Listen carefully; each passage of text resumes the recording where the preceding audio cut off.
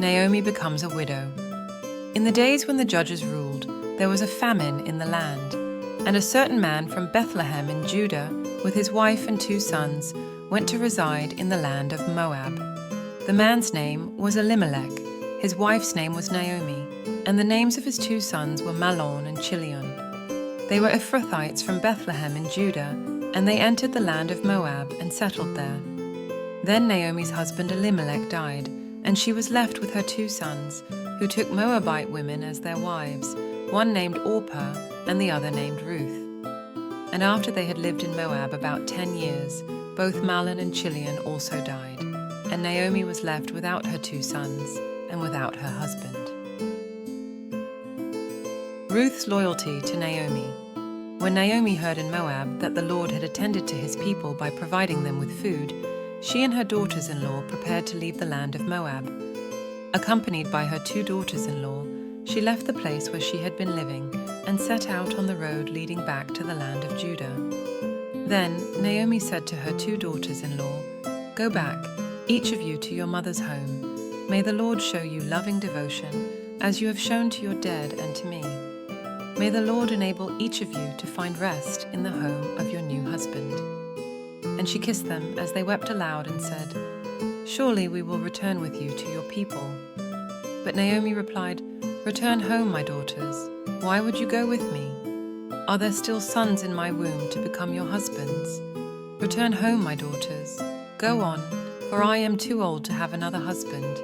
Even if I thought there was hope for me to have a husband tonight and to bear sons, would you wait for them to grow up? Would you refrain from having husbands? No, my daughters, it grieves me very much for your sakes that the hand of the Lord has gone out against me." Again they wept aloud, and Orpah kissed her mother-in-law goodbye, but Ruth clung to her. "Look," said Naomi, "your sister-in-law has gone back to her people and her gods. Follow her back home." But Ruth replied, "Do not urge me to leave you or to turn from following you. For wherever you go, I will go, and wherever you live, I will live. Your people will be my people, and your God will be my God. Where you die, I will die, and there I will be buried. May the Lord punish me, and ever so severely, if anything but death separates you and me." When Naomi saw that Ruth was determined to go with her, she stopped trying to persuade her. The return to Bethlehem. So Naomi and Ruth traveled until they came to Bethlehem. When they entered Bethlehem, the whole city was stirred because of them, and the women of the city exclaimed, "Can this be Naomi?" "Do not call me Naomi," she replied. "Call me Mara, because the Almighty has dealt quite bitterly with me. I went away full, but the Lord has brought me back empty. Why call me Naomi? After all, the Lord has testified against me, and the Almighty has afflicted me." So Naomi returned from the land of Moab with her daughter-in-law, Ruth the Moabitess, and they arrived in Bethlehem at the beginning of the barley harvest. Boaz meets Ruth. Now Naomi had a relative on her husband's side, a prominent man of noble character from the clan of Elimelech, whose name was Boaz. And Ruth the Moabitess said to Naomi, "Please let me go into the fields and glean heads of grain after someone in whose sight I may find favor." "Go ahead, my daughter," Naomi replied. So Ruth departed and went out into the field and gleaned after the harvesters. And she happened to come to the part of the field belonging to Boaz, who was from the clan of Elimelech. Just then Boaz arrived from Bethlehem and said to the harvesters, "The Lord be with you." "The Lord bless you," they replied. And Boaz asked the foreman of his harvesters, "Whose young woman is this?" The foreman answered, "She is the Moabitess who returned with Naomi from the land of Moab. She has said, 'Please let me glean and gather among the sheaves after the harvesters.' So she came out and has continued from morning until now, except that she rested a short time in the shelter." Then Boaz said to Ruth, "Listen, my daughter, do not go and glean in another field, and do not go away from this place, but stay here close to my servant girls. Let your eyes be on the field they are harvesting, and follow along after these girls. Indeed, I have ordered the young men not to touch you, And when you are thirsty, go and drink from the jars the young men have filled." At this she fell on her face, bowing low to the ground, and said to him, "Why have I found such favor in your eyes, that you should take notice of me, even though I am a foreigner?" Boaz replied, "I have been made fully aware of all you have done for your mother-in-law since the death of your husband, how you left your father and mother and the land of your birth, and how you came to a people you did not know before. May the Lord repay your work, and may you receive a rich reward from the Lord, the God of Israel, under whose wings you have taken refuge." "My Lord," she said, "may I continue to find favor in your eyes, for you have comforted and spoken kindly to your maidservant, though I am not like one of your servant girls." At mealtime Boaz said to her, "Come over here, have some bread, and dip it into the vinegar sauce." So she sat down beside the harvesters, and he offered her roasted grain, and she ate and was satisfied, and had some left over. When Ruth got up to glean, Boaz ordered his young men, "Even if she gathers among the sheaves, do not insult her. Rather, pull out for her some stalks from the bundles, and leave them for her to gather. Do not rebuke her." So Ruth gathered grain in the field until evening. And when she beat out what she had gleaned, it was about an ephah of barley. She picked up the grain and went into the town, where her mother-in-law saw what she had gleaned. And she brought out what she had saved from her meal and gave it to Naomi. Then her mother-in-law asked her, "Where did you glean today, and where did you work? Blessed be the man who noticed you." So she told her mother-in-law where she had worked. "The name of the man I worked with today is Boaz," she said. Then Naomi said to her daughter-in-law, "May he be blessed by the Lord, who has not withdrawn his kindness from the living or the dead." Naomi continued, "The man is a close relative.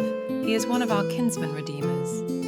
Then Ruth the Moabitess said, "He also told me, 'Stay with my young men until they have finished gathering all my harvest.'" And Naomi said to her daughter-in-law Ruth, "My daughter, it is good for you to work with his young women, so that nothing will happen to you in another field." So Ruth stayed close to the servant girls of Boaz to glean grain until the barley and wheat harvests were finished, and she lived with her mother-in-law. Ruth's Redemption.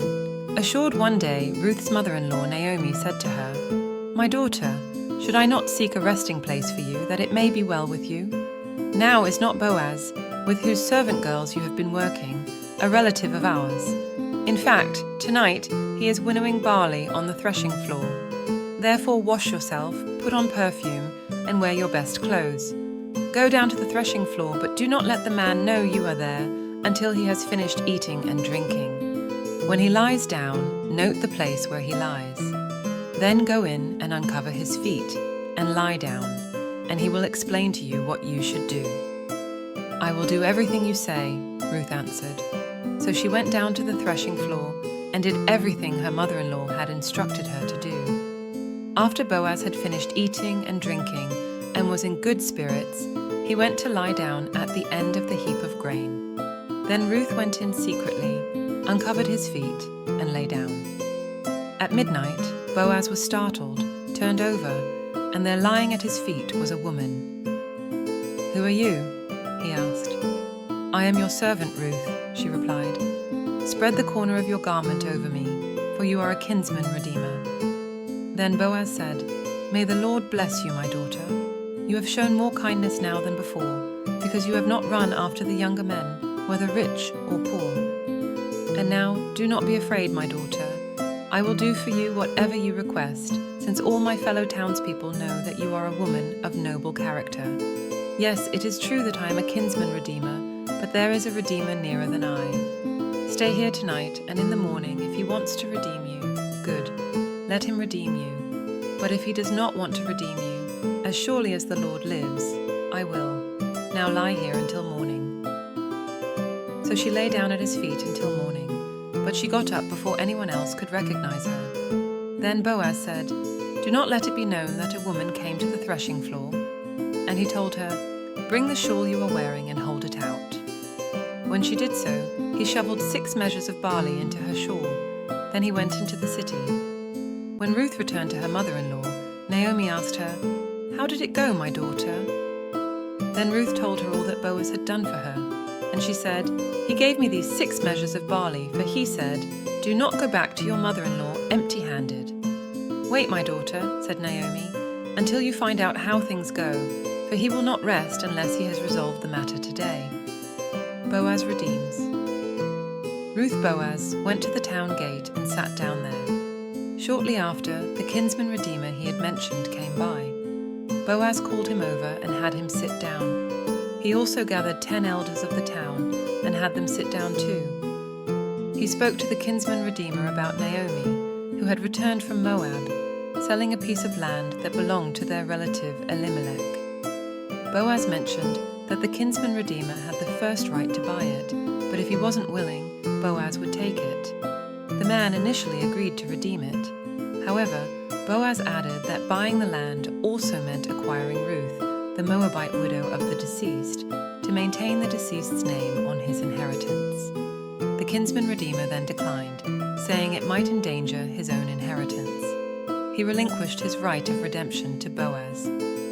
As was custom in Israel, the kinsman redeemer removed his sandal to signify the transaction. Boaz then declared to the elders and the people that he had bought everything that belonged to Elimelech and his sons from Naomi, and that he had also acquired Ruth as his wife. The people and elders witnessed this, blessing Ruth and Boaz, hoping their family would be prosperous and famous in Bethlehem. Boaz marries Ruth. Boaz married Ruth, and she conceived and gave birth to a son.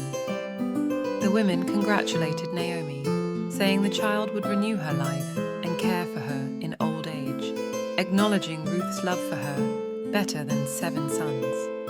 Naomi cared for the child, and the women named him Obed. He became the grandfather of David,